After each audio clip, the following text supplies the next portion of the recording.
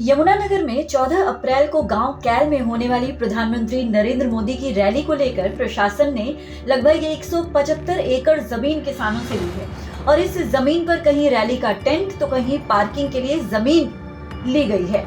खेतों में खड़ी फसल भी कच्ची पक्की इसके लिए काट दी गई थी। ऐसे में किसान मुआवजे को लेकर लगातार प्रशासन से संपर्क साध रहे हैं, तो कहीं इन लोगों के मन में नाराजगी भी नजर आ रही है। हालांकि आज यानी गुरुवार को भारतीय किसान यूनियन के नेता राकेश टिकैत ने पहले तो प्रशासन के आगे नाराजगी जताई, लेकिन बाद में जब प्रशासन से बात की गई तो उन्होंने भारतीय किसान यूनियन के इन पदाधिकारियों को वो पत्र भी दिखा दिया जिसमें साफ साफ लिखा है कि 175 एकड़ जमीन पर जो भी फसल काटी गई है उसका मुआवजा किसानों को उचित तौर पर दिया जाएगा।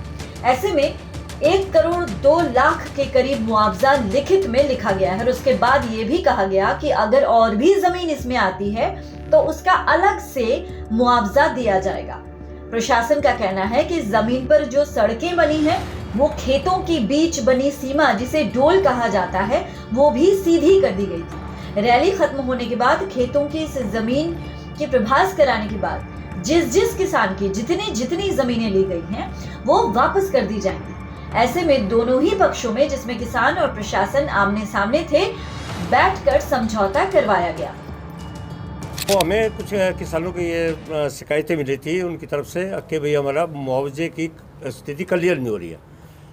तो भारतीय किसान का एक प्रतिनिधि मंडल और प्रशासन की तरफ से एसडीएम साहब और डिप्टी साहब शामिल हुए हैं आज की वार्ता में, और सारे हमारे बीकेयू के जो यमुनानगरी का कार्यकारिणी सभी इसमें शामिल हैं। ये हमें एक प्रपोजल है जो सरकार के प्रशासन की तरफ से ये हमें दी गई है एसडीएम साहब की तरफ से, और इसमें 1 करोड़ 86 लाख कुछ 4 का मुआवजा इन्होंने कहा निर्धारित हमने किया है, और 175 एकड़ ज़मीन 6 मरले भूमि इस पर्पज़ के लिए रैली के लिए ली गई है। यहाँ बातचीत में ये भी हुआ कि भूमि और भी ज़्यादा बढ़ती है या कुछ ऐसा नुकसान है जो अभी सामने नहीं आ रहा, और उसको भी उसमें कंसिडर करा जाएगा, और एक एक पैसा ज़मीन का एक एक इंच हम उसी हालात में कर देंगे। गन्ने की फसल है, गेहूं की जो कच्ची फसल कटी है उसमें बैठ कर दोबारा भी मीटिंग प्रशासन के साथ होगी, उसमें कुछ कसर रहेगी तो वो भी दिलवाया जाएगा। और हमने प्रशासन से एक मांग की है कि जो डीसी साहब ने यहाँ इस मुआवजा निर्धारण के लिए जो एक कमेटी का गठन जो किया गया है उसमें अधिकारी लोग ज़्यादा तकरीबन अधिकारी इसमें शामिल किए गए हैं। हम कहें भारतीय किसान यूनियन की तरफ से 2 प्रतिनिधि मंडल हमारे संगठन उसमें शामिल हो ताकि पारदर्शिता से और हर किसान के साथ जो इसमें अफेक्टेड है उसको पूर्ण रूप से न्याय मिल सके। 2 सदस्य भारतीय किसान यूनियन की तरफ से इसमें शामिल किए जाए। और जो आपने पूछा है भाई सेटिस्फाइड की बात है, आप हो या किसान नहीं है, जिन किसानों ने आपत्ति की है उनकी बातें यहाँ रख दी गई है। हमें एक दस्तावेज भी यहाँ दिया गया है, और इन्होंने कहा कि अगर मुआवजा और बढ़ता है तो उसको भी हमें उसी रूप में तैयार करके किसान को दिलवाएंगे। और 14 तारीख के बाद जो मुआवजा की प्रक्रिया शुरू होगी तो उसमें सीधी बात इसमें कोई नहीं, अगर किसी किसान को हम संगठन की तरफ से प्रशासन को भी कहना चाहते हैं कि 1 रुपये का भी किसी का नुकसान ना हो।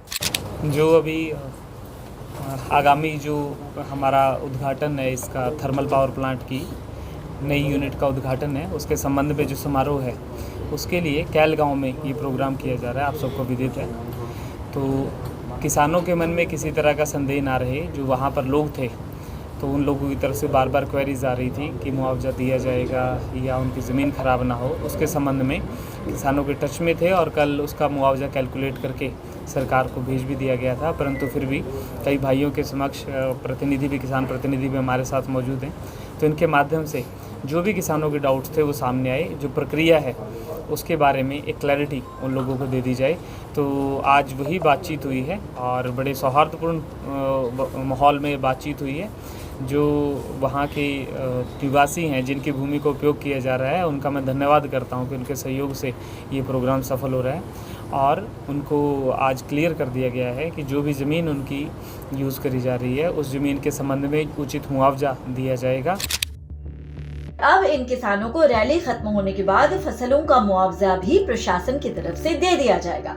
इस मामले में प्रशासन ने पहले ही ऊपर लिखित में भेज दिया है। यमुनानगर से तिलक भारद्वाज के साथ bureau input, PTC news Haryana.